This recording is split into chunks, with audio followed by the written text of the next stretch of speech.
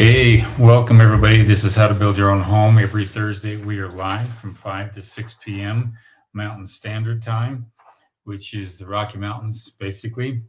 And I do have a couple questions from students. I've been printing them out and I will be going over those really quickly and getting to the business.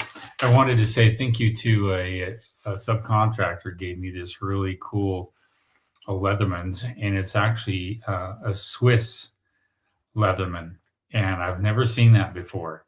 I love gadgets and stuff like that. So I wanted to say thank you for Cameron for giving me this. I gave him a lot of work, and I will treasure this. It's really, really cool. So I won't open it here, but wanted to say thank you. And I love little tools like that. Put it in your truck. I've got screwdrivers and cutters and pliers and everything just in that little Leatherman. So I'm excited about that. Let's take a couple of questions here. I wanted to get this one because I know this person is going to watch later on, and I wanted to answer this question. This is from Beth, and she asks, before taking my design to a drafts person, I would like to draw and view it in an app for house plans. Excel and my imagination aren't quite getting me there with the window layout options. It is a small 986 square foot house, one story. Does anyone have a suggestion on app that is fairly easy to work with? Thank you for your shared information. So I've seen a lot of owner builders. They get into these apps. Some of them are free, some of them are not free, and some of them are free, but they have upgrades and stuff like that. It's a tool to create. It's a tool to have fun, but it's not a real tool for design. I don't spend time doing that. I just want to give it right to a drafts person. My drafts person, who also does a lot of work for a lot of my students, has basically multiple editions. You can have redline it several times until you get confident. Here's the advantage of that. A real good drafts person really knows the space you need for a toilet, the space you need for a stackable washer and dryer, the space you need for a side-by-side washer and dryer, the space you need for a stove, all the doors, where they swing and how much they're going to take up, how much space they're going to take up. They have all of those factors in their head. So if you're designing something just to have fun, great, but the accuracy is going to be way off. You're not even going to be close. And so I don't like to waste time like that, to be honest with you. The only thing that I do on a home is that I will get some graph paper, and I had some right here, and thought I had some. Oh, here we are. I'll take some graph paper like this, and it's basically, I don't know if you can see the lines on there, but each square on there can equal a foot. So I will do my footprint. That's as far as I will go with my own creativity. In fact, I've got to do this for an ADU for a client. And so I'm going to convert some sort of a garage to an ADU. So I'm going to go and do the interior dimensions of the garage, and I'll put it on here, and I'll kind of indicate where we want to do plumbing and a little kitchenette, one spot, maybe a light or a window, another window, etc. But it's on a one-dimensional surface. It's not on a two-dimensional plane, and it's not even a three-dimensional elevation that I can see the whole thing inside and out. So that's as far as I go with design. And I wouldn't spend too much time on that and being creative, because you have to ask yourself, where is your time best spent? And I want to emphasize this, and we're going to go some questions here. A lot of owner builders are they're entrepreneurs to some degree, but as an entrepreneur, as a business owner, where do you put your money? Where you can grow the business, where you can acquire more clients.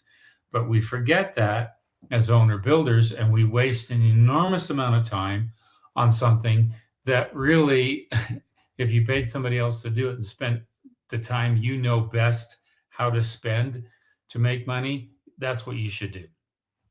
So I've seen so many people make the mistake of taking an enormous amount of time to do something and there's no real return on that investment of time. Time is money. You've heard that spoken of many, many times. And a lot of times owner builders forget that. Oh, I can do that. I can do that. Or you can't. And if you think you can, you're going to find yourself spending more time doing that and losing opportunity elsewhere. So something to think about. Let's take some questions real quick here. My beautiful wife is there. Early question here. Ever heard of lender asking for a draw schedule showing when you will need the money and how much? I just responded to a question just like that in the self-managed course. And yes, they will ask for a draw schedule, but you do not need to be specific. You can say that we're going to have draws twice a month, and they're going to be based upon the invoices that have arrived up until that point. You can't know exactly when the plumbing or framing or et cetera, draws are going to come. But you can say twice a month, and there will be between 18 and 26 draws during the course of that build, or twice every month until job is completed. But don't get sucked into a draw once a month. That's going to be kind of painful. You're going to want them twice a month, the 15th and the 1st, or something like that. And if you can push for 2 draws, that's great. In the self-managed course, the budget schedule that I have, if you click on the second page of that Excel file, it actually lines out your draws, and you can actually record every single draw, and you can see how much you're spending, how much your budget was, where you're over, under on certain lines. It's very organized for you. And you can actually give that to the bank and say, okay, here's the budget. And if they ask you, can you get a draw schedule? You say, yeah, it's on the second page of the Excel file. And if you can say that, you tell them, look, it's right there. And we anticipate between 18 and 26 draws, depending upon the length of the build. So there's your answer for that. Okay. Okay. Not by code, but is a tub required in a master bath? Bath remodelers talk about converting a tub to a shower. I haven't had a bath for 20 years. Why is it needed in a master bath, or is it? Yeah. My wife that question. Yeah, you don't have to have a tub in a master bathroom, in a primary bathroom. And there's a lot of homes that are just doing the walk-in shower. So, yeah, you don't need it. Yeah, you don't need it. It used to be kind of a forced imperative, market demand, but it's not anymore. People are loving showers, especially steamed showers, endless hot water. Showers are bigger now. They have benches on showers. I can sit down in my shower and I can stretch and have hot water hitting my back, and I am just fine. But I like hot baths too when it's really cold up here in the mountains. So, good question. And you'll save a lot of money, by the way. These tubs are $900 to $6,000. I mean, who needs that? I'm looking to keep things simple for my first build. How can I know when to use traditional techniques, materials versus using a modern system, material type, e.g. zip system versus plywood wrap? I would never use a zip system. It's just not worth it. I would rather take that extra money and put it into an external thermal envelope and putting that on the home than zip system. If you've heard me talk before, I love to have my home breathe, but I like a thicker coat on it. And so if you know in the wintertime and you're out shoveling snow and you go out the first minute you go out, you zip up, you put your thing around your neck and all that kind of stuff. It's great. You start building up heat. Got to take up that coat, let it air out in there. Otherwise, you're going to sweat to death. And so the zip system doesn't allow for that unzipping unless you have makeup air. And then if you have makeup air, then you're risking a lot. So put it into a thicker envelope and not into making it so sealed up that the home can't breathe. So I could talk forever on that question. Regarding crawl space, stem wall that will support first floor omniblock and first floor trusses. Better to use standard grout filled CMU or poured concrete. Why? Cost, strength. Not necessarily. You're going to get them all there in the first place. The Omniblock is going to be insulated. And so you're going to have 2 thermal breaks inside that Omniblock wall. Whereas with the regular CMU wall, you're not. So if that stem wall is in the ground and it's down at the bottom of the top of the footing there, and you're going to have cold earth up against that foundation, you're going to want a thermal break in there. It's either that or spend the extra money and put insulation on the inside of that CMU wall until you move into the Omniblock, if that's what you end up doing. But why do that? That's just so labor intensive, and I've done it that way with regular concrete stem walls. I'd rather just have the insulation all done, taken care of, and you're good to go.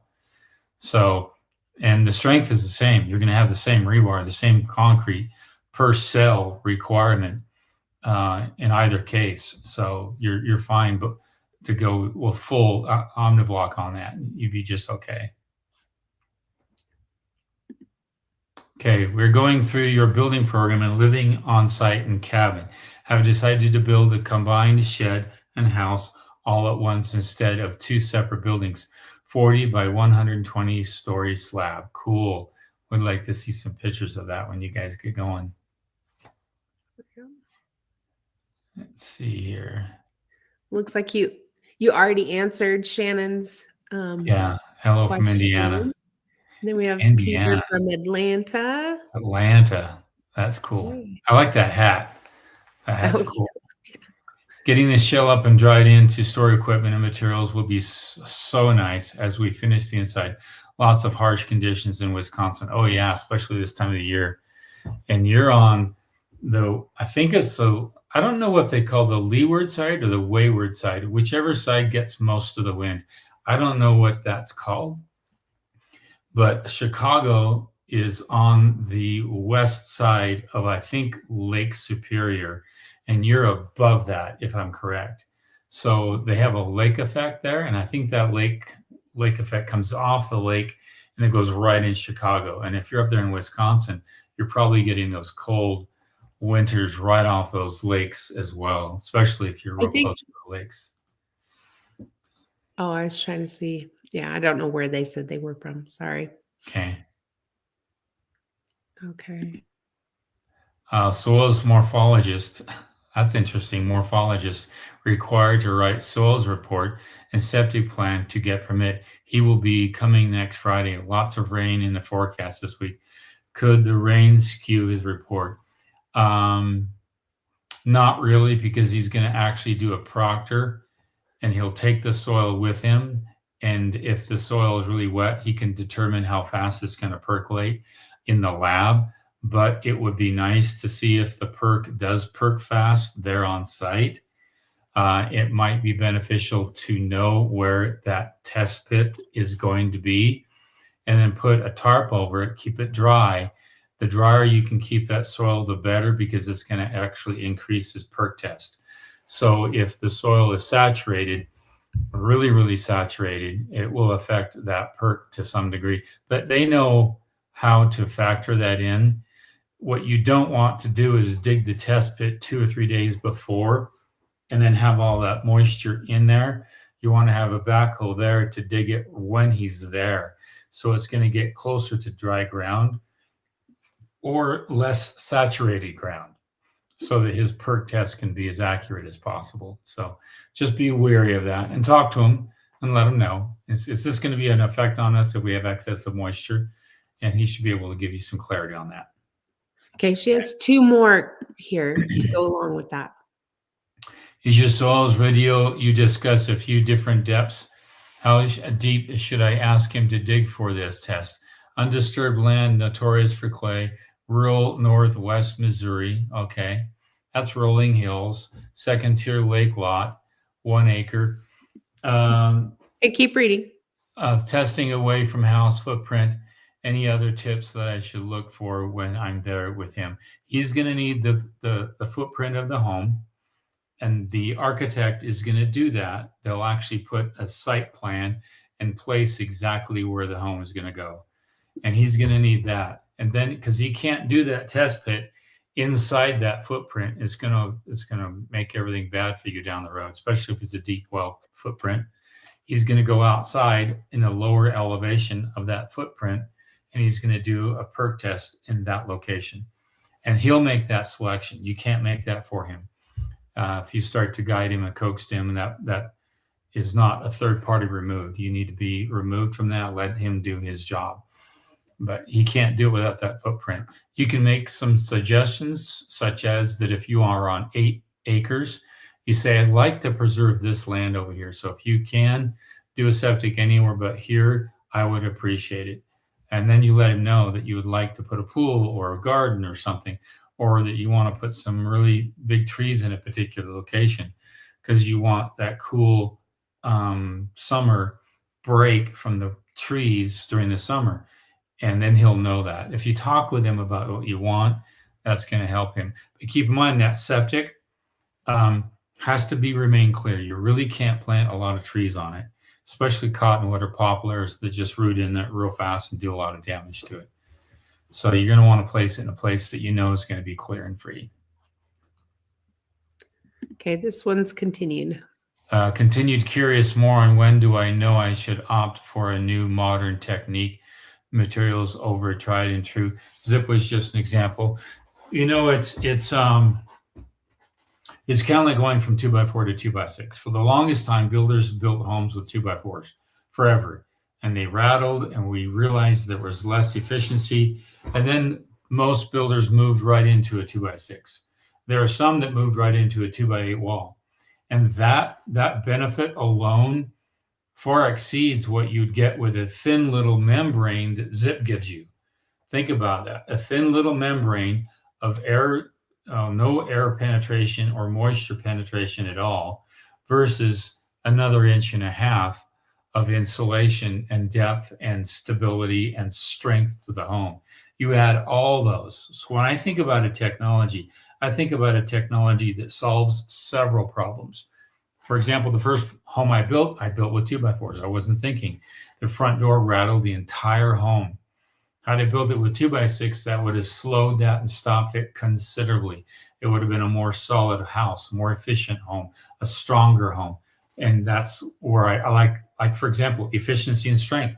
Those are two things you get with that kind of a new addition of technology, meaning more lumber, more meat on the home.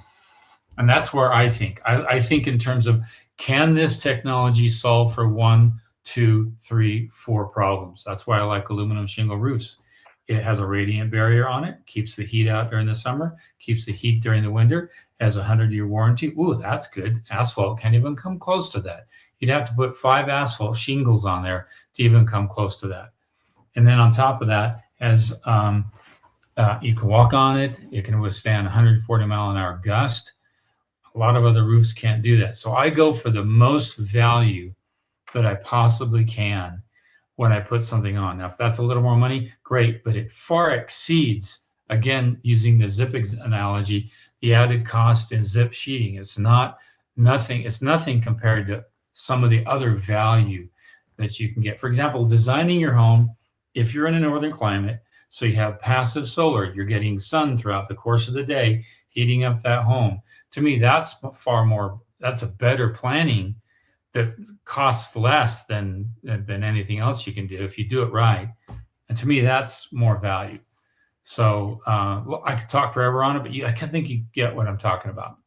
Yeah, like attic trusses, that's a good thing. What I suggest is have your like top 3 things, or when you're getting bids, just bid out 4 2x6. Like if you're going to do 2x4, get that bid, but just have somebody bid 2x6 also. So then you have the 2. Is it worth the price going up? Attic trusses compared to just regular trusses. Do you want the look or do you want the space? Just get bids for those. That's what I would do.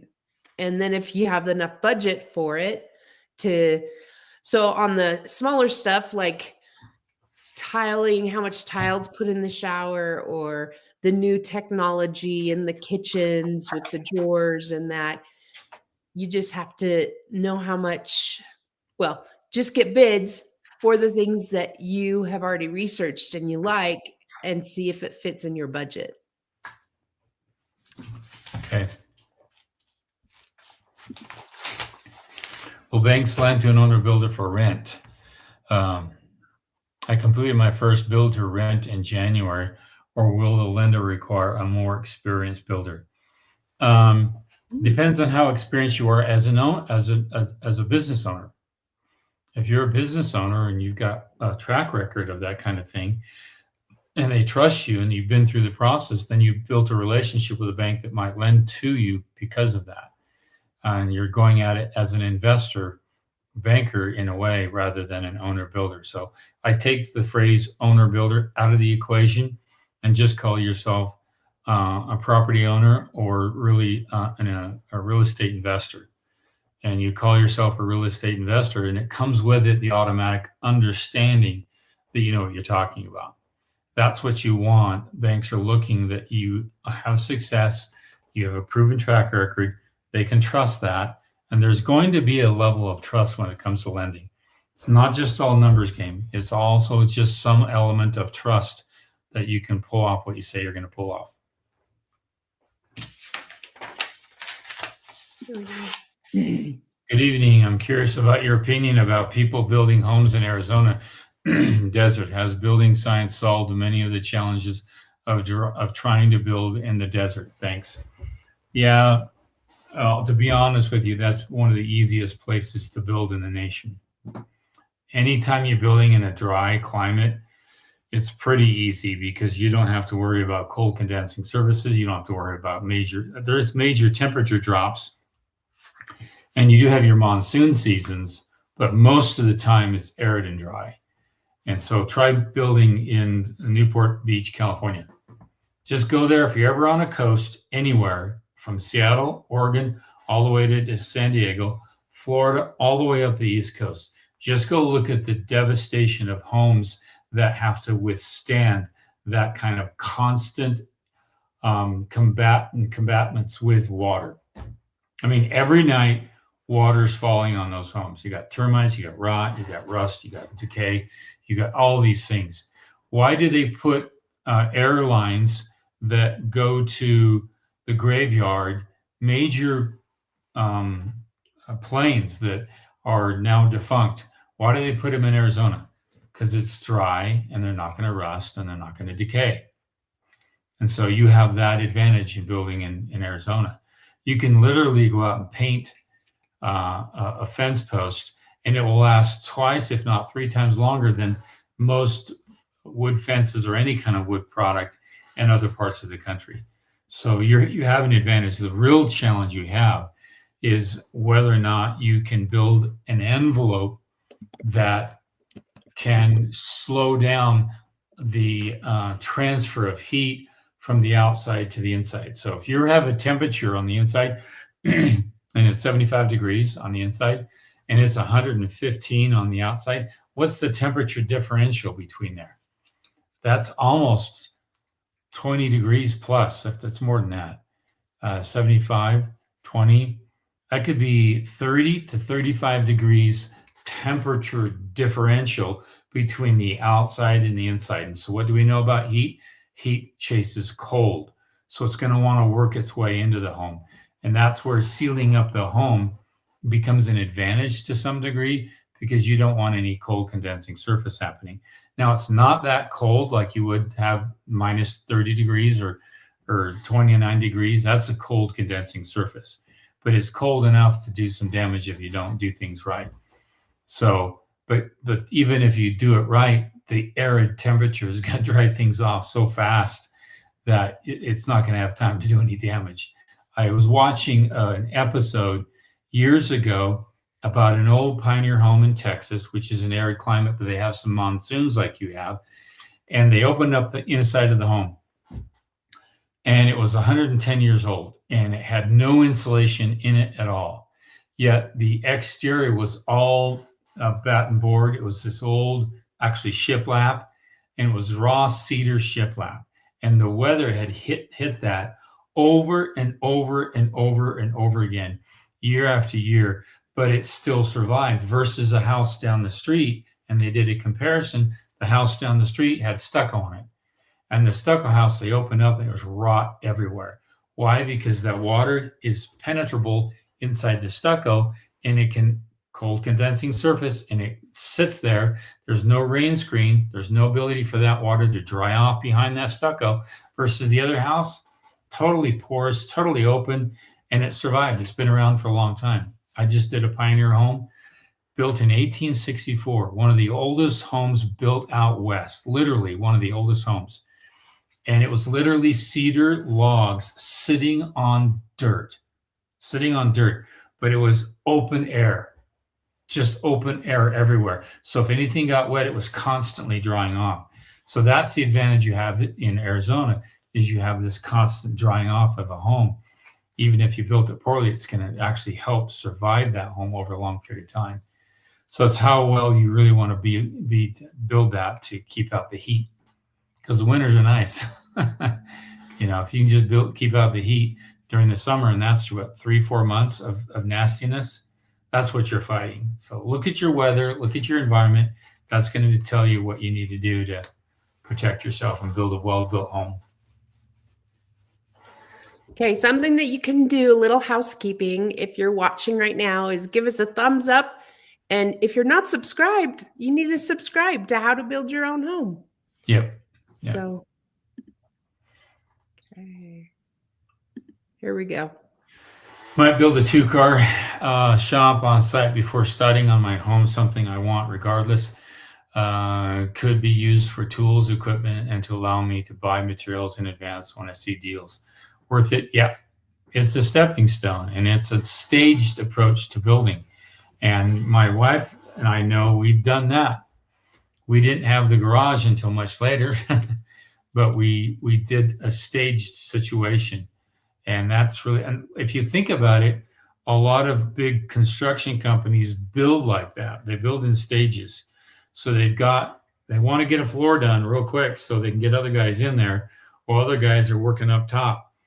And as soon as they get that first shell in, man, it speeds things up, because then they can store things and it increases logistics and all that kind of stuff. I remember when I was building a hotel in Vegas years ago, it was like a 36-story hotel, and the first floor was mostly built out, but they used it to store toilets and bathtubs and tile and all kinds of material. And you just went down that bottom floor, grabbed your stuff, came it up the floor, and you didn't have to have any logistics outside the build envelope for that. You had all the internal logistics, and that's basically what you're talking about, is you can actually use that garage to house materials. And I guess depending on timing, like, would you pull 2 permits if you did the garage first and built that? And then no, you can do that in 2 permits, but if it's an attached garage, they're going to want it on 1 permit. And to be honest with you, I've used the garage, even though I didn't finish with a certificate of occupancy, but I've used the garage because it's finished, but I use it to store materials. And it's ongoing build. It's part of the build process. You're not living in it. You're using it efficiently for the rest of the build. So it's all part of the same permit, same process. And they won't give you a garage as a CO, especially if it's attached. They're going to want that all part of the same permit. Yeah, it seems like most houses are out that way. They usually store extra lumber or drywall or the windows before they're installed into the house. They put them in the garage. I'm looking right now and trying to find out oil prices. I wanted to get people's aware of that. Right now, Brent crude trading around $111, and West Texas Intermediate crude is $98 a barrel to $111 a barrel. So keep that in mind. Try to find out and know where the cost of oil is going. It was $50 a barrel just a month and a half ago. So you're going to start to see that affect some prices here and there. I called my lumber yard, and they're going to honor a bid I got for a client right now, even though lumber could be going up a little bit here and there. So they'll honor that. So lock in your prices, watch the price of crude. It's one of the biggest telltale signs for price inflation of materials because of the distribution costs to move materials across the country, even just across town. So keep an eye on crude. If it goes to 130, 150, it's going to be a real, you'll feel it. It's going to be a pinch, and you'll feel it on your material costs. So everyone, please watch out for that. Okay, this is David Parker. What do you think about single slope homes? I heard they can be cheaper to build, plus could give an advantage of solar energy when facing south. Yeah, they can. They're architecturally appealing if done right. If done wrong, you can create some nasty dead valleys, and you've got some serious problems. In the Midwest, I wouldn't recommend them, and here's why. You've got some nasty high winds that come through there, and that's like a big, huge sail. And if wind catches underneath that, it's going to tear off your entire roof. If I can break up the roof at all and not have a one single sail like that, all the better. It's okay for mountain homes, areas with less high wind, maybe some coastal areas without hurricanes. On the West Coast, maybe for sure, but not necessarily the East Coast. I think about weather. I think about my environment. I think about that a lot. And after having built a home that survived a fire and survived a flood, I think about those types of things. And we see on the news all the time stuff happening, like all those homes that burnt down in the Palisades. That did not have to happen. All the homes that burnt down in the Hawaii fire, that did not have to happen. All the homes that get torn down because of earthquakes in Haiti doesn't need to happen. I'm being honest. It doesn't necessarily need to happen. You go down to Mexico and they build with concrete rebar, and they do have earthquakes and they do have floods, but these things stick. It's just a solid building technology. It's the two products they have, rebar and concrete. So I'm always a very sturdy builder. My client, I walked him through the build yesterday, and he says, Keith, I'm so glad you put 8x8 post beams on my home, because it gives me strength. It makes me feel like my home's not going to go anywhere. And an 8x8 post is like that big, and that's a big post. And you'll see it right out that window on that post right there. I could have gone with a 4x4 post. I could have, engineered wise, it could have supported it, but it just wouldn't have held up as much. And strength is one of my number one qualities I like as a builder. And to me, it's one of the highest quality things I go for is strength in wind, strength in fire, strength in flood and moisture penetration. I think about all those things. And then, of course, earthquakes. Having grown up in California, I think about earthquakes. And if you do build strength in those other factors, like earthquakes, we had a 5.0 here about a year ago, and I kind of subtly felt it. But I go, that was nothing. Give us something more. Let's see how it handles. So think about your environment. It's the big telltale sign of how what you should build and what technologies you should be using. Okay. I see 4x4 a lot. They do. And if the fire came through this place, those 4x4 posts would have been at a greater risk. With an 8x8 post, there's so much density in that post that you just got singed on the outside, and we just stained them the same black, and they look great now. So strength is a real plus for me. Doug, garage and studio ADU. Yeah, there you go. ADUs are really popular right now. Yeah, when you do your garage, do an attic truss, and then you've got an ADU above it. Yeah.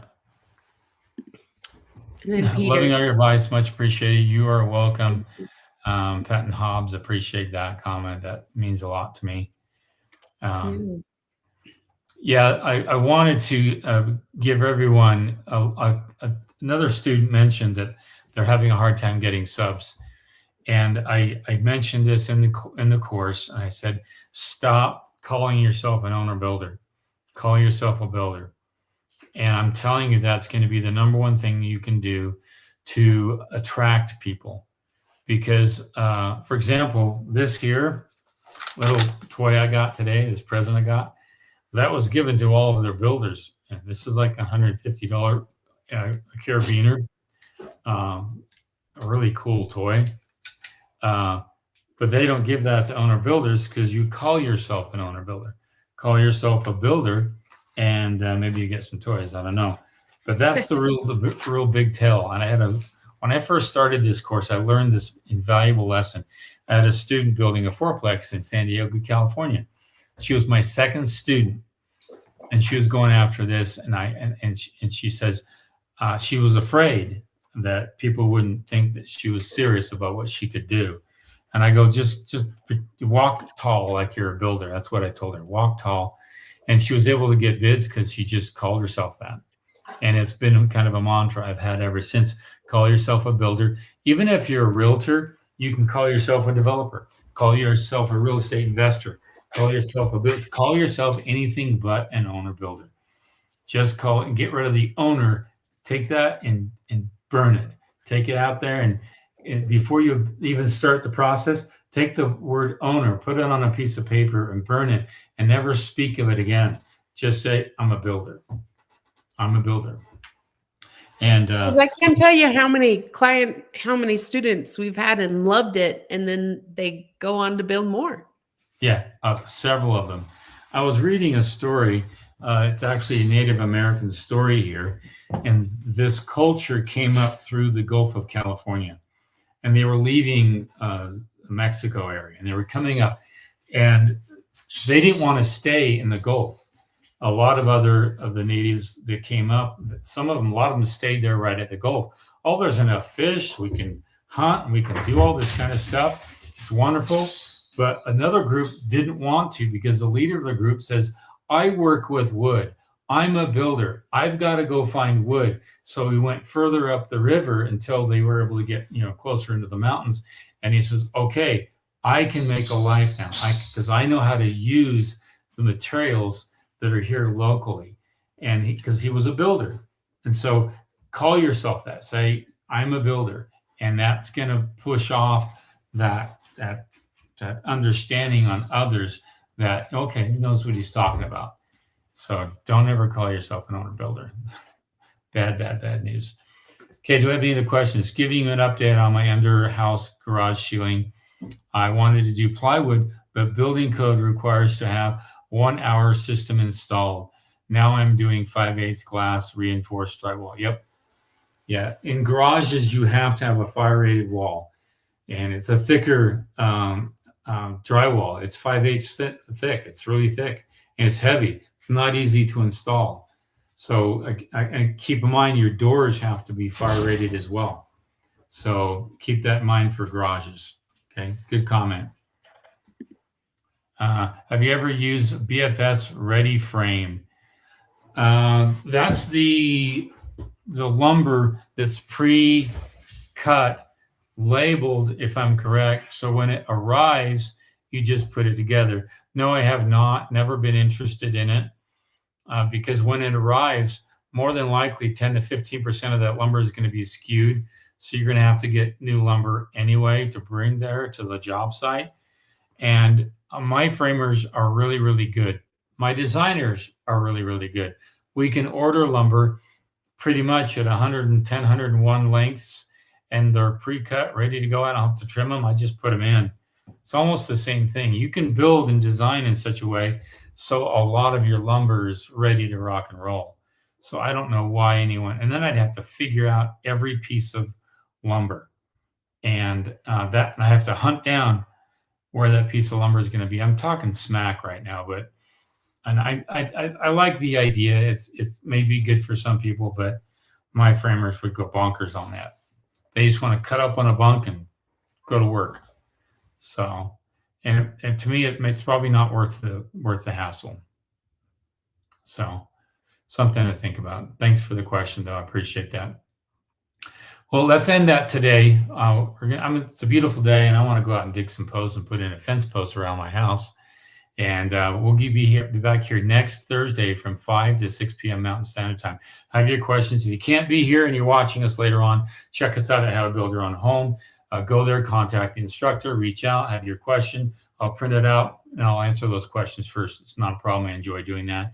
And again, take the First Steps course. It's the best primer course out there for thinking about being an owner builder. And then again, don't forget the coupon code. I had a student reach out to me this morning. Hey, what about a coupon code? And I go, well, you purchased a self-managed course without the coupon code. You have to go and watch the last course and then use that coupon code to get you a discount for the self-managed course. So make sure you do that. We'll see you guys next week, and like and subscribe. And thanks for being here this evening.